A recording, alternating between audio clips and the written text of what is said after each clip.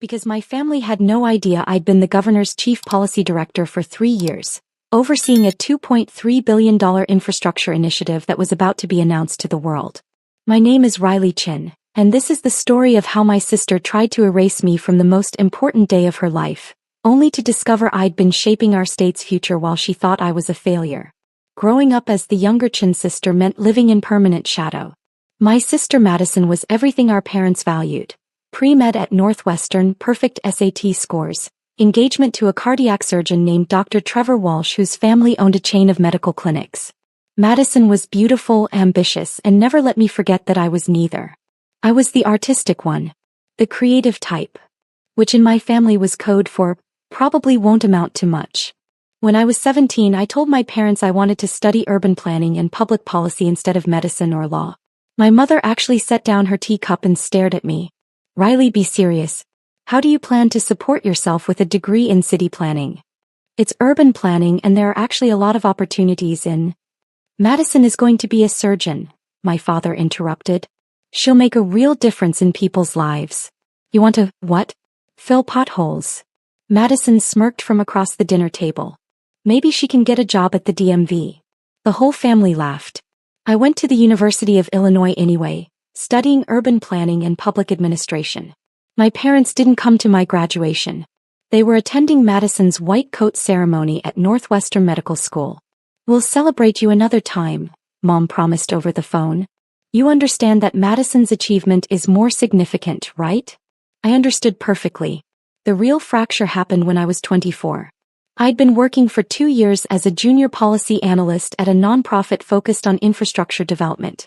The pay was terrible, $38,000 a year, but I was learning how cities actually functioned, how policy decisions affected real people's lives.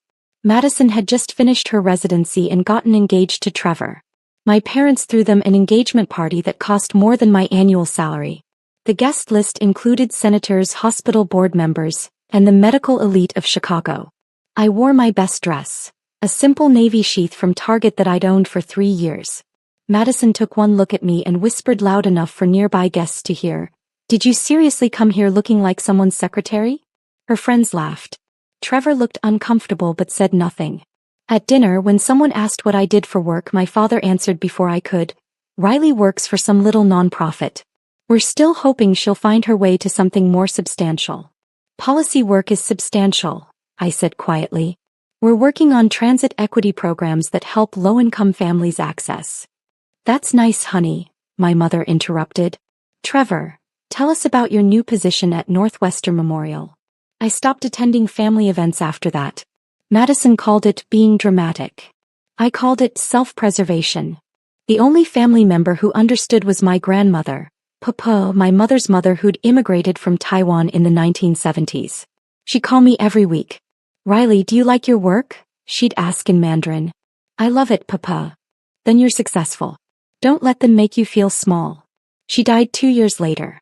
She left me $50,000, her entire savings. The note said, "Build something that matters." What my family didn't know was that my little nonprofit job had turned into something extraordinary. At 26, I'd been recruited by Governor Patricia Morrison's transition team as a junior policy advisor. Governor Morrison was a rare political force, a fiscal conservative with progressive social policies, someone who actually cared about infrastructure and long-term planning over short-term political wins. I'd written a white paper on equitable infrastructure development that caught the attention of her chief of staff. They brought me on board to help shape the administration's approach to transportation, utilities, and urban development. I was good at it. Really good. Within 18 months, I'd been promoted to senior policy advisor. By 29, I was director of infrastructure policy, overseeing a team of 43 people and a $2.3 billion state initiative to rebuild roads, bridges, water systems, and public transit across Illinois. I negotiated with federal agencies. I testified before legislative committees. I managed relationships with contractors, unions, and environmental groups. I turned the governor's ambitious infrastructure vision into actual policy that would affect 12.7 million people. Governor Morrison called me her secret weapon. The chief of staff said I had the best political instincts she'd seen in 20 years. I'd been featured in governing magazines, top 40 under 40 public servants, and had been a panelist at 3 national conferences on infrastructure policy. My salary was $187,000 a year. I'd saved aggressively and invested wisely. I owned a beautiful condo in Lincoln Park worth $540,000, fully paid off thanks to Papa's gift as a down payment and my disciplined saving. But I never told my family any of this. Why would I? So they could suddenly be proud? So Madison could find ways to diminish it? So my parents could take credit for raising me right? No. I built my career in silence, and it was the most liberating thing I'd ever done. Every family gathering I skipped, every phone call I kept short, every time I deflected questions about my work with vague answers. It was strategic. I was building something real while they assumed I was still struggling at a nonprofit. Madison thought I was living in a studio apartment in a bad neighborhood. In reality, I had 3 bedrooms, floor-to-ceiling windows overlooking Lake Michigan, and a home office where I drafted policy that would reshape our state. My parents thought I was barely scraping by. I had $340,000 in retirement accounts and another $180,000 in liquid investments. They thought I was a disappointment. I was having dinner with the governor once a month, discussing strategy for an infrastructure bill that would be her signature achievement. 6 months before Madison's wedding, Governor Morrison called me into her office. She was in her late 50s, sharp-eyed and direct. "Riley, I'm announcing the Morrison Infrastructure Initiative in 4 months. It's going to be the largest state infrastructure investment in 30 years. I want you as Chief Policy Director heading the entire program." "Ma'am, You've earned this. You've done the work, managed the politics, and kept us on track. The announcement will be at the spring gala. Black tie, full press corps, every state senator and representative. I'm making you the face of this program alongside me. That's a huge amount of visibility," I said carefully. "You've avoided the spotlight brilliantly so far. But this is too big to hide behind. The program needs a director people can trust. That's you." I thought about my family finding out. About Madison's reaction. About my parents realizing what I'd built while they dismissed me. "I'm honored, Governor." "Good. Because I'm also introducing you as the daughter I never had in my speech. My chief of staff thinks it's too personal, but I don't care. You've been more loyal and hardworking than anyone in my administration. I want people to know what you mean to me. If you've ever been treated like the family disappointment, hit that like button and subscribe right now. You're not going to want to miss what happened next." Madison's wedding was set for Saturday, April 15th. The Morrison Infrastructure Initiative announcement and spring gala was scheduled for Saturday, April 15th. Same day. Same city. The universe has a sense of humor. I'd received Madison's wedding invitation 4 months earlier, an elaborate envelope with gold foil and a wax seal. Very Madison. The RSVP card was pre-filled with my name and 1 guest. I RSVP'd that I'd attend alone. Then 3 weeks before the wedding I got the text. It came at 9:47 p.m. on a Tuesday while I was reviewing budget projections for the infrastructure bill. "Madison, Riley, we need to talk about the wedding." Me, what about it? Madison, Trevor's family is very image conscious. The photos are going to be in society pages. We're trying to present a certain aesthetic. I stared at my phone, already knowing where this was going. "Madison, I don't think it's a good idea for you to come." Me, you're uninviting me from your wedding? Madison, don't be dramatic. I'm just saying that your presence would complicate things. You don't really fit with the rest of the guest list. Trevor's family doesn't understand your lifestyle. Me, high lifestyle. Madison, you know what I mean. The nonprofit work, the modest living situation. It's just not the image we're going for. Mom and Dad agree. They discussed this. They decided together that I wasn't good enough to be photographed at Madison's perfect wedding.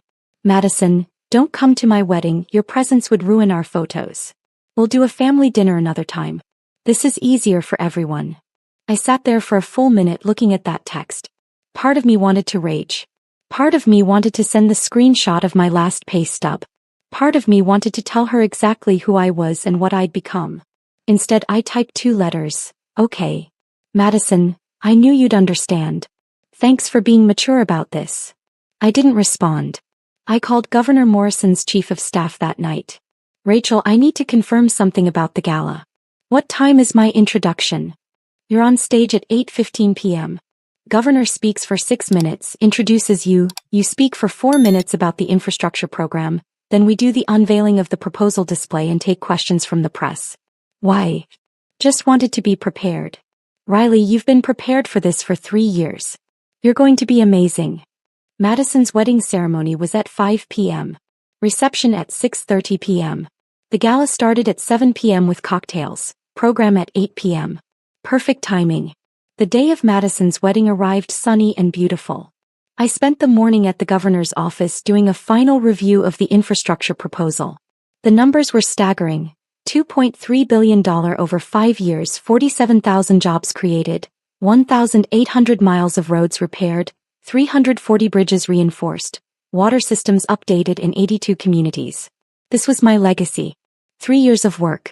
And tonight the whole state would know my name. At 3 p.m. I went home and started getting ready for the gala. I'd chosen a deep emerald gown by Jason Wu, elegant, professional, stunning. It cost $2,800, which I justified as a work expense for the most important night of my career. My stylist came to do my hair and makeup. Professional but not overdone. Elegant updo classic makeup, diamond earrings. Papa had left me. At 5:47 p.m. while Madison was saying, "I do," at the Peninsula Hotel, I was in a car heading to the Chicago Hilton for the governor's gala. At 6:30 p.m. while Madison was taking formal photos with her bridesmaids, I was being mic'd backstage, reviewing my speaking notes one final time. At 7:15 p.m., while Madison was making her grand entrance to her reception, I was shaking hands with state senators and representatives in the gala's cocktail hour. "Riley, big night," Senator Martinez said, grasping my hand warmly. "I've been watching your work on this infrastructure bill. Brilliant strategy getting the environmental groups and the construction unions on the same page. Thank you, Senator. It's been a team effort. Don't be modest. We all know you're the architect of this whole thing." At 8 p.m. the program began. I sat at the head table with Governor Morrison, her husband, the lieutenant governor, and the Speaker of the House. A seat of honor. Governor Morrison squeezed my hand under the table. "Ready. Ready." At 8:15 p.m. exactly as planned, Governor Morrison took the stage. The room went silent. 400 of the most powerful people in Illinois politics, business, and society. "Good evening," the governor began. "Tonight I'm here to announce the largest infrastructure investment in Illinois state history. The Morrison Infrastructure Initiative will transform how our state moves, how our water flows, and how our communities connect. It's a $2.3 billion commitment to our future." Applause filled the room. But this program isn't about me. It's about the incredible team that made it possible. And at the heart of that team is someone who embodies everything public service should be. She's brilliant, tireless, and completely unconcerned with credit or recognition. She just wants to do the work and do it right. I could feel my heart pounding. 3 years ago I met Riley Chin. She was a junior policy advisor with a white paper that completely changed how I thought about infrastructure equity. I promoted her because she earned it. I trusted her because she proved herself. And tonight, I'm proud to introduce her as Chief Policy Director of the Morrison Infrastructure Initiative. The spotlight found me at the head table. Riley has overseen every aspect of this program, coordinating with 43 team members, negotiating with federal agencies, managing relationships with contractors and environmental groups, and turning ambitious vision into actual policy. She's 29 years old and she's already shaping the future of this state. Governor Morrison's voice grew emotional. "I have 2 sons and I love them dearly. But Riley Chin is the daughter I never had. She's made me prouder than I can express. Riley, please join me on stage. Drop a comment and let me know where you're watching from tonight." I walked to the stage in a dream. The applause was thunderous. Cameras flashed. Governor Morrison embraced me like family before handing me the microphone. I spoke for 4 minutes about the infrastructure program, the communities we'd serve, the jobs we'd create, the legacy we'd build. My voice was steady, professional, passionate. Then came the Q&A with the press. The questions were sharp, technical, probing. I answered every single one with specific data, clear explanations, and confidence earned from 3 years of mastering every detail. After the formal program ended, the real work began. Shaking hands, taking photos, doing impromptu interviews with reporters. At 9:43 p.m., I was being photographed with Governor Morrison and Senator Martinez when my phone started vibrating in my clutch. I ignored it. It vibrated again, And again. And again. At 10:15 p.m. during a brief break between interviews I checked my phone. 47 missed calls. 63 text messages. The notifications were still coming in. The first text was from my mother. Riley, call me now. From Madison, what the hell? From my father, we need to talk immediately. From Trevor, can you explain what's happening? From Madison again, you let us think you were nobody. I opened Twitter. The governor's official account had posted photos from the gala with the caption, "Proud to announce the Morrison Infrastructure Initiative with Chief Policy Director Riley Chin, the brilliant mind behind this transformational program. #IL Infrastructure." The photo showed me and Governor Morrison on stage holding the proposal document, both of us smiling. I looked confident, professional, powerful. The tweet had 47,000 likes in 2 hours. It was being shared across every political and news account in Illinois. The Chicago Tribune had already posted an article. Governor Morrison announces $2.3 billion infrastructure initiative, led by 29-year-old Policy Director Riley Chin. The comments were full of praise. Finally, young leadership in government. This is the kind of public servant we need. Chen's infrastructure equity approach is revolutionary. My personal phone number was probably being passed around my family's wedding reception right now. At 10:47 p.m. my mother called again. This time I answered. Riley, what is going on? Why are you all over the news? Why is the governor calling you her daughter? I'm at the spring gala, Mom. I'm working. Working? You're on stage with the governor. Madison said you worked at a nonprofit. I haven't worked at a nonprofit in 5 years. I'm Chief Policy Director for the governor's infrastructure program. I have been for the past 3 years. Silence. Then, that's impossible. You never told us. You never said. You never asked. You assumed I was a failure and I let you keep assuming. Riley, this is insane. Why would you hide this? Because you didn't deserve to know. Because you uninvited me from Madison's wedding because my lifestyle would embarrass you. Because you've spent my entire life treating me like I wasn't good enough. Why would I share my success with people who never believed I'd have any? That's not fair. We're your family. No, you're people who share my DNA. Family shows up. Family believes in each other. Family doesn't uninvite someone from a wedding because they might ruin the aesthetic of the photos. My father's voice came on the line. I was on speakerphone. Riley, you're being unreasonable. We had no idea you had this kind of position. If you'd just told us. You would have what, Dad? Been proud? Madison literally texted me 3 weeks ago that my presence would ruin her wedding photos. That was after you all decided my work wasn't significant enough to celebrate. We made a mistake, my mother said. But you've been lying to us for years.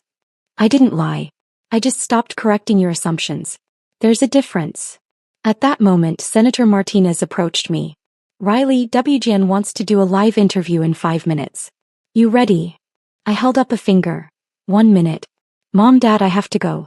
I have a live television interview about a $2.3 billion program I've spent 3 years building.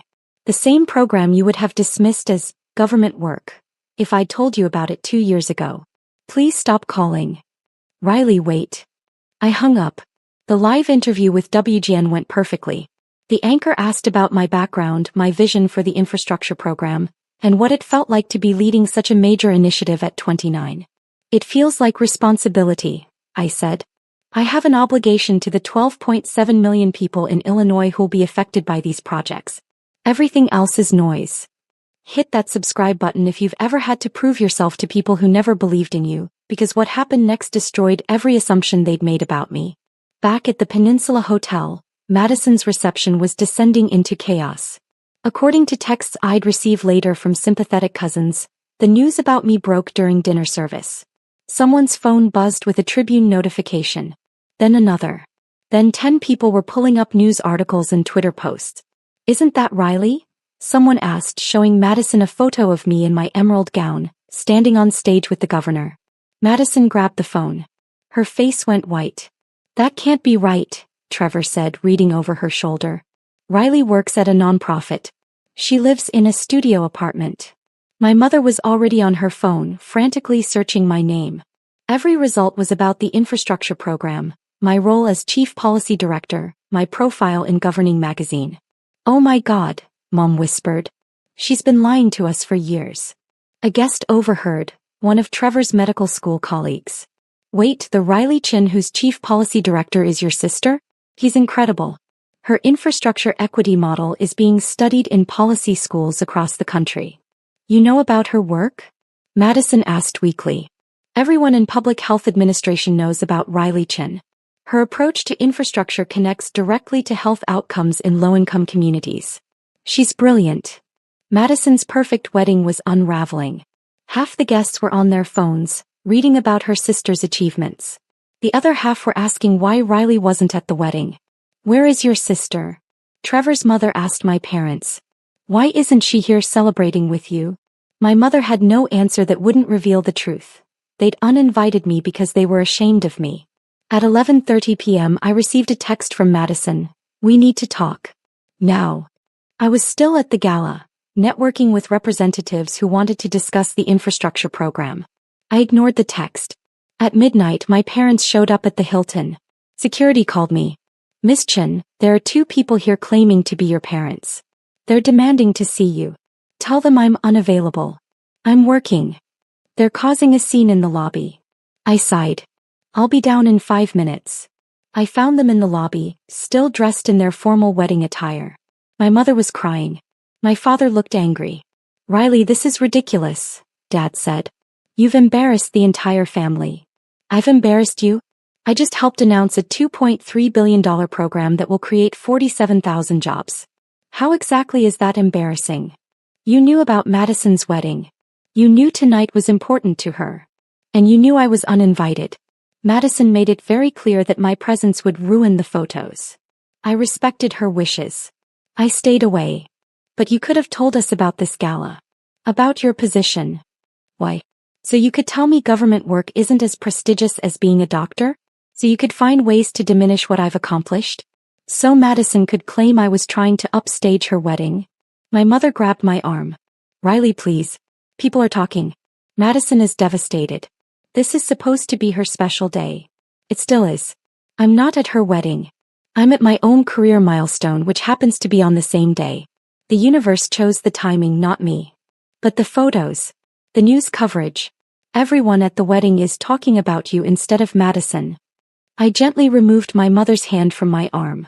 That's not my problem. I didn't seek this attention. The governor decided to make this announcement tonight. I don't control the news cycle and I don't control what people choose to discuss at Madison's reception. You could have warned us, my father said. Given us time to prepare. Like you warned me before deciding I wasn't good enough to attend my own sister's wedding? Like you prepared me before years of telling me my work wasn't significant? Like Madison prepared me before texting that my presence would ruin her photos. Security approached discreetly. Miss Chin, the governor is looking for you. The WGN interview is about to air and she wants to watch it with you. Thank you. I'll be right there. I turned back to my parents. I have to go. Congratulations on Madison's wedding. I hope the rest of the night goes well. Riley, wait. No. I'm done waiting for you to see me. I'm done hoping you'll be proud. I'm done trying to earn love from people who've made it clear I'm not worth their respect. You taught me exactly how much I was worth to you. I just raised my price. I walked away. They didn't follow. The news cycle was relentless. By Sunday morning, the Morrison Infrastructure Initiative was front-page news across Illinois. And every story prominently featured me. The Chicago Tribune ran a profile. Meet Riley Chin, the 29-year-old behind Illinois' biggest infrastructure program. It included my background, my policy achievements, and a quote from Governor Morrison calling me the most talented policy mind of her generation. The Daily Herald ran the headline, Governor Morrison calls policy director, the daughter I never had, in emotional infrastructure announcement. Social media exploded with support. #RileyChin was trending in Illinois by Sunday afternoon, with people praising young women in government, discussing the infrastructure program and sharing the photos of me and Governor Morrison. Madison's wedding coverage, which should have been in the society pages, was buried. The Tribune mentioned it in a 3-sentence brief. The photo they chose showed Madison and Trevor looking tense. It must have been taken after news broke about me. By Monday morning, my inbox had 347 media requests. Rachel, the chief of staff, helped me filter them down to major outlets only. Tuesday, I did interviews with NPR, The Wall Street Journal, and a national morning show. Each one focused on the infrastructure program, but they all asked about Governor Morrison calling me the daughter she never had. It's an incredible honor, I told the Today Show. Governor Morrison has been a mentor who saw potential in me when others didn't. She taught me that leadership means doing the work without needing constant recognition. I'm grateful every day for her belief in me. The interviewer asked, "Your family must be very proud." I paused for just a moment. I hope they are. But I've learned that building something meaningful matters more than external validation, even from family. The 12.7 million people in Illinois who'll benefit from this infrastructure program, they're who I'm accountable to. That clip went viral. People understood exactly what I wasn't saying directly. Within a week, the consequences for my family became clear. Madison called me 17 times. I didn't answer. Finally, she sent a text. "Riley, I'm sorry. I was wrong. I was jealous and insecure and I took it out on you. Please call me back." I didn't respond. My parents sent a letter to my condo, delivered by courier because they didn't want to trust the mail. It was 3 pages of apologies, explanations, and requests to talk through this as a family. I filed it away unread. Trevor's medical practice got unexpected attention. A journalist writing a follow-up piece about me mentioned that my sister had gotten married the same night as the governor's gala. The article noted, somewhat pointedly, that Riley Chin was notably absent from her sister's wedding, attending instead to her responsibilities as chief policy director. People connected the dots. The whisper network in Chicago's medical and social circles is vicious. Within days, everyone knew that Madison's family had uninvited Riley Chin, the Riley Chin who was now all over the news, from the wedding because they thought she wasn't successful enough. Trevor's mother was mortified. Madison's friends were embarrassed to admit they'd been there. The beautiful wedding photos Madison had been so concerned about protecting, they represented a massive miscalculation that would follow her for years. My parents faced their own reckoning. At their country club, at their church, in their social circles, everyone was talking about their daughter who'd been working with the governor while they dismissed her as a failure. "We didn't know," became my mother's constant refrain. But people asked the obvious question. How could you not know what your own daughter was doing? The answer reflected badly on them, not me. 6 weeks after the wedding, I received a formal letter from Madison. It wasn't an email or a text. It was handwritten on expensive stationery, probably the same paper she'd used for her wedding invitations. "Riley, I don't expect forgiveness. I don't even know if I deserve the chance to explain. But I need you to know that I'm sorry, truly, deeply sorry for everything. You were right about all of it. I was jealous. I've always been jealous. You were the creative one, the one with actual passion for your work. I became a doctor because it was expected, not because I loved it. You built something meaningful. I just followed a script." When Trevor's family started talking about the wedding photos and image and presentation, I panicked. I thought if you were there, people would compare us. And I was terrified they'd see what I already knew, that you were always more interesting, more driven, more genuinely successful than I could ever be. I convinced myself I was protecting Trevor's family's image. Really, I was protecting my own ego. I don't expect you to respond to this. I don't expect you to forgive me. I just needed you to know that you didn't deserve what I did. You deserved a sister who celebrated your achievements, not one who tried to hide you. I'm proud of you, Riley. I should have said that years ago. Madison. I read the letter 3 times. Then I put it in a drawer with my parents' unopened letter. Some apologies come too late to change anything. They're not about making things right. They're about making the apologizer feel better. I wasn't interested in making my family feel better. 8 months after that night, I'm sitting in my office in the state capitol building. A corner office with a view and a door that says Riley Chin, Chief Policy Director, Morrison Infrastructure Initiative. The program is in full implementation. We've broken ground on 47 projects across Illinois. We've created 14,200 jobs in the first phase alone. We're ahead of schedule and under budget. Governor Morrison is talking about running for a second term with infrastructure as her signature achievement. And she wants me to stay on as Chief Policy Director for the entire program duration. 5 years total. You're the face of this initiative, Riley, she told me last week. The public trusts you. The legislature respects you. You've earned this. I'm honored, Governor. And I'm proud of you. I know your family situation is complicated, but I want you to know, you have a family here. My husband and I think of you as our daughter. That's not just political rhetoric. It's true. I actually cried hearing that.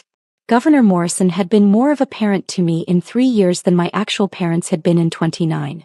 Last month I bought a lake house in Michigan. A beautiful 3-bedroom cottage on Lake Michigan where I can escape on weekends. Cost $680,000, which I paid in cash from my savings and investments. I sent my parents a postcard from the lake house with a photo of the sunset over the water. On the back I wrote, "Building the life I always wanted. Hope you're well. R." I didn't include my address. They don't need it. Madison sends me birthday cards now. Christmas cards with photos of her and Trevor. I don't respond, but I don't throw them away either. Maybe someday I'll want to reconnect. Maybe I won't. Either way, it's my choice made on my timeline. My team at work has become my chosen family. We grab drinks on Fridays, celebrate each other's wins, and support each other through the inevitable challenges of government work. They're the family that shows up. Last week I was invited to speak at the University of Illinois School of Urban Planning, my alma mater. I talked to a room of 200 students about building a career in public service, about finding meaning in work that actually helps people. During the Q&A, a young woman raised her hand. "My family doesn't think public policy is a real career. How do you deal with people who don't take your work seriously?" I smiled. You build something so undeniably real that their opinions become irrelevant. You do the work because it matters to you, not because you're trying to prove something to them. And eventually, you realize that the people who truly matter will see your value. The ones who don't, they were never your people anyway. The auditorium erupted in applause. After the talk, the dean pulled me aside. "Riley, we'd love to have you back as a guest lecturer next semester. Maybe teach a seminar on infrastructure policy." I'd be honored. Walking across campus that day felt full circle. I'd left this place 10 years ago as the family disappointment who'd chosen the wrong major. I came back as the chief policy director reshaping our state's future. That evening I got a text from an unknown number. "This is Trevor, Madison's husband. I know you don't want to hear from the family, but I wanted you to know that I'm sorry. I should have said something that night at the engagement party when they dismissed your work. I should have defended you at the wedding planning when Madison suggested uninviting you. I didn't, and that makes me complicit in hurting you. You deserved better. I hope someday you can forgive us." I stared at that text for a long time. Then I typed, "I appreciate you saying that. I'm not ready for reconciliation, but I recognize it took courage to reach out. I wish you and Madison well." It was the truth. I did wish them well.